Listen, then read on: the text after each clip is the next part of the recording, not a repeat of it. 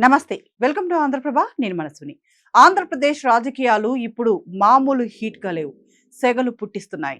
మొన్నటి వరకు ఒక లెక్క, ఇప్పుడు ఒక లెక్క.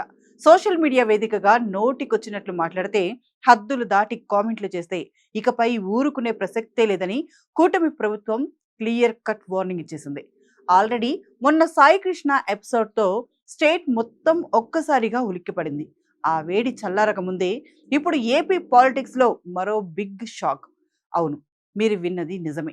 జనసేన అధినేత Andhra Pradesh deputy CM power star Pawan కళ్యాణ్‌పై అనుచిత వ్యాఖ్యలు చేశారనే ఆరోపణలతో ప్రముఖ యూట్యూబర్ రావణ్‌ను పోలీసులు నడిరాత్రి ఉత్కంఠభరితమైన డ్రామా మధ్య అదుపులోకి తీసుకున్నారు. అది కూడా హైదరాబాద్‌లో టాస్క్ ఫోర్స్ రేంజ్‌లో స్కెచ్ వేసి పట్టుకొని సీదా పిఠాపురం పోలీస్ స్టేషన్‌కు తరలించారు. అసలు ఏలూరు సభలో ఏం జరిగింది? పిఠాపురం పోలీసులు ఎందుకు రంగంలోకి దిగారు? రావణ్ కూడా మరో సాయి కృష్ణ కాబోతున్నాడా? అసలేం జరుగుతుందో ఏపీలో. ఆంధ్రప్రదేశ్ సోషల్ మీడియా వేదికగా సాగుతున్న పొలిటికల్ వార్ ఇప్పుడు నెక్స్ట్ లెవెల్ కు చేరింది. నిన్నటి వరకు స్క్రీన్ల వెనుక కూర్చొని మైకుల ముందు నిలబడి ఏది పడితే అది మాట్లాడిన వారికి ఇప్పుడు చట్టం తన విశ్వరూపం చూపిస్తోంది. తాజాగా యూట్యూబర్ రావణ్ అరెస్ట్ ఎపిసోడ్ ఏపీలో పెను సంచలనంగా మారింది. ఏం జరిగిందంటే, కొద్ది రోజుల క్రితం ఏలూరులో ఒక బహిరంగ సభ జరిగింది. ఆ సభలో యూట్యూబర్ రావణ్ మైక్ పట్టుకొని మాట్లాడారు.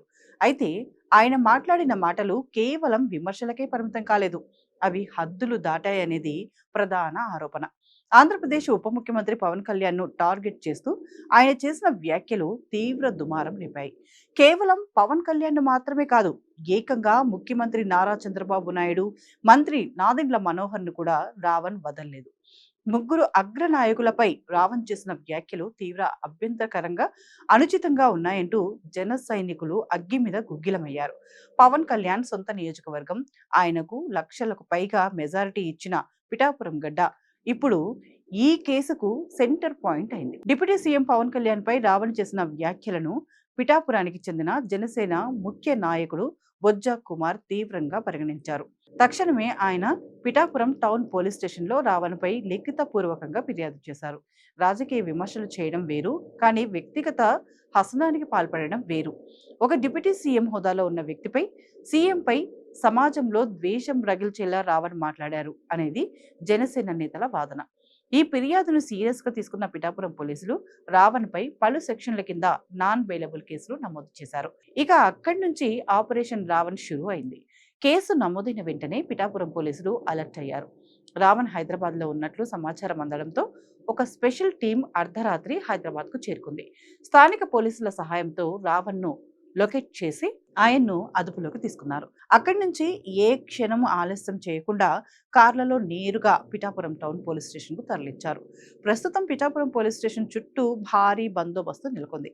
రావణ్ను పోలీసులు సుదీర్ఘంగా విచారిస్తున్నారు. కేవలం ఏలూరు సభ మాత్రమే కాదు, గతంలో ఆయన వివిధ యూట్యూబ్ ఛానళ్లలో సోషల్ మీడియా వేదికపై పవన్ కళ్యాణ్ను, కూటమి ప్రభుత్వాన్ని ఉద్దేశించి చేసిన పలు పాత వీడియోలను కూడా పోలీసులు స్క్రీన్ల మీద పెట్టి మరీ ప్రశ్నిస్తున్నట్లు తెలుస్తోంది. నువ్వు మాట్లాడిన ఈ మాటల వెనుక ఉన్న ఉద్దేశం ఏంటి? నీ వెనుక ఎవరైనా ఉన్నారా? ఈ స్క్రిప్ట్ ఎవరు రాశారు? అనే కోణంలో పోలీసులు రావణ్ను కడిగి పారేస్తున్నట్లు సమాచారం.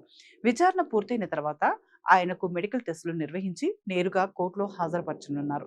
ఇప్పుడు సోషల్ మీడియాలో ఏపీ పొలిటికల్ సర్కిల్స్లో ఒకటే చర్చ. రావణ్ కూడా మరో సాయికృష్ణ కాబోతున్నాడా అని. అసలు ఏపీలో ఏం జరుగుతుంది? కూటమి ప్రభుత్వం అధికారంలోకి వచ్చిన తర్వాత గత 5 ఏళ్లలో సోషల్ మీడియా వేదికగా జరిగిన ట్రోలింగ్, బూతులు, పర్సనల్ అటాక్స్ పై స్పెషల్ ఫోకస్ పెట్టింది. ఫ్రీడమ్ ఆఫ్ స్పీచ్ ఉందా లేదా అనే చర్చ ఒకవైపు నడుస్తుంటే, విమర్శల పేరుతో బూతులు మాట్లాడితే సహించేది లేదు అని ప్రభుత్వం గట్టిగా చెప్తోంది. ముఖ్యంగా పవన్ కళ్యాణ్ ఫ్యాన్స్, జన సైనికులు ఈ అరెస్ట్లను స్వాగతిస్తున్నారు. మా లీడర్ను టార్గెట్ చేస్తే చట్టపరంగా ఇవే పర్యవసానాలు ఉంటాయి అని హెచ్చరిస్తున్నారు. అదే సమయంలో విపక్షాలు మాత్రం ఇది కక్ష సాధింపు చర్యలంటూ కొట్టిపారేస్తున్నాయి. ఏది ఏమైనా ఏపీలో సోషల్ మీడియా వేరియస్ గుండెల్లో ఇప్పుడు రైళ్లు పరిగెడుతున్నాయి. నోరు జారితే లొకేషన్ ఎక్కడైనా సరే పోలీసులు తలుపు తట్టడం ఖాయమనే మెసేజ్ ఈ అరెస్టుతో క్లియర్ అయిపోయింది. సోషల్ మీడియా అనేది అభిప్రాయాలు పంచుకోవడానికి, కానీ అది వ్యక్తిగత దూషణలకు, సమాజంలో శాంతి భద్రతలకు విఘాతం కలిగించేలా మారితే చట్టం తన పని తాను చేసుకుపోతుందని రావణ్ అరెస్ట్ ఎపిసోడ్ మరోసారి నిరూపించింది. డిప్యూటీ సీఎం పవన్ కళ్యాణ్ పై కామెంట్స్ చేసి పిఠాపురం పోలీసుల అదుపులో ఉన్న రావణ్ భవితవ్యం ఇప్పుడు కోర్టు చేతిలో ఉంది. మరి కోర్టు రావణ్ కు రిమాండ్ విధిస్తుందా, లేక బెయిల్ వస్తుందా? రావణ్ వెనుక ఉన్న ఆ శక్తులు ఎవరు? ఈ విచారణలో ఎలాంటి నిజాలు బయటికి వస్తాయి అనేది తెలియాలంటే మరికొద్ది గంటలు ఆగాల్సిందే.